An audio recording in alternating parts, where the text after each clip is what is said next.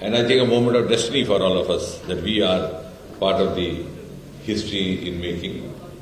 And I must thank Team ISRO for making India proud, and also thank Prime Minister Narendra Modi ji for making this possible by unlocking the doors of Sriharikota and enabling the India space sector. It's only the last 3-4 years that we opened new vistas. We were till now functioning in a very constrained atmosphere, not even allowing you guys much access into these premises.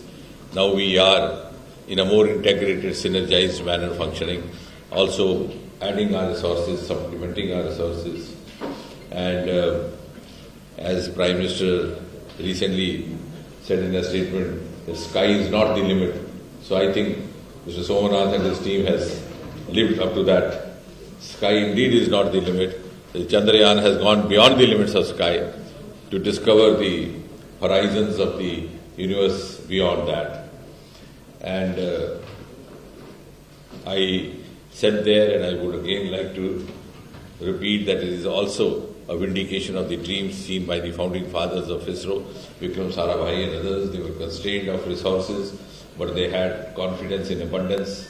You've seen, you have published those pictures of launcher vehicle being carried on the carriage of bicycles. So it's been a tremendous journey, a miraculous journey, an incredible journey, which only goes on to prove that there was never a dearth of human resource or a human equipment, a human talent, a human potential in our scientific fraternity. But possibly at the level of the policy planners, at the level of the leadership, the prioritization was different, or we didn't have that kind of enabling milieu which has been provided in the last few years under the present government headed by Prime Minister Modi.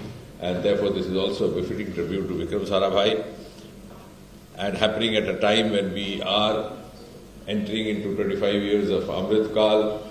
The entire mission is totally indigenous, living up to the mantra of Atmanirbhar Bharat. And in the years to come, I think this also reiterates India's role as a global player, not merely a global player, but as a leading global player in the world arena in the years to come. And this was established by some of our earlier scientific fields, like, for example, the vaccine story, which originated from the Department of Biotechnology, where the whole world looked up to us as a hotspot for COVID. It was we who not only contained our COVID, but provided the world with the first ever COVID vaccine. And this is now the reiteration of our scientific prowess and the technology-driven economy which is going to happen in the next 25 years. I think India is going to be the torch-bearer of that. You've seen, as far as the mission is concerned, you saw it going up stage by stage, and in the next 3-4 weeks it will complete its journey by the 3rd week of August. And I'll ask Mr. Somanath to give you final details if you wish to. And after that we have ambitious programs coming up like Gaganyaan, etc. And the very fact that during recent visit of Prime Minister Modi to the US, which was actually, the agenda was heavily tilted in favor of scientific agreements, more so space. We have Artemis and we had the International Space Station agreement as well, which in fact is a reiteration of the fact, which is a confirmation of the fact that India today, the US and the other countries today look up to us as equal partners.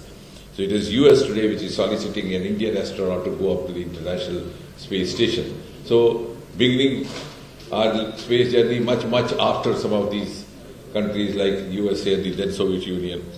I think it's a matter of pride and a great tribute to our scientific talent and a huge vindication of the dreams seen by our founding fathers. I'll ask Mr. Somanath to carry on, and if you have anything to ask, you can address the question to me, to him.